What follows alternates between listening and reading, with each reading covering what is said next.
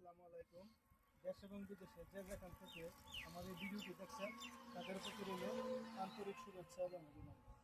প্রিয় বন্ধুরা, এই সেই আরিয়াল খান নদী, যেই নদীতে একদিন ভরপুর পানি ছিল। যখন আমরা এই চালাচ্ছি ব্রহ্মপুত্র বিশ্ববিদ্যালয়ে লেখাপড়া করতাম, তখন এই নদীতে নৌকা চলাচল করত। আজ পানি নেই, পুরা শুকনো একটা মরুভূমির মতো অবস্থা।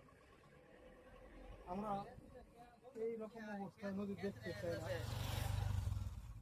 আমরা চাই এই নদীটি খনন করে পুনরায় নদীতে ভরপুর পানি আসুক, নৌকা চলাচল করে ভরপুর মাছ আসুক, ছেলেরা মাছ ধরে তাদের জীবিকা নির্বাহ করুক। এটাই আমাদের চাই। এই নদীতে অসংখ্য নৌকা চলাচল করত, জেলেরা মাছ ধরত, কৃষকরা তাদের জমিতে ভরপুর পানি পানি পাইত। আর পানি নেই, জমিতে ফসল নেই।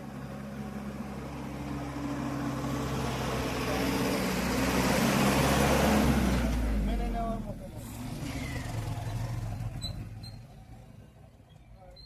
আমরা চাই এই নদীটি খনন করা হোক এবং পানির সুব্যবস্থা করা হোক।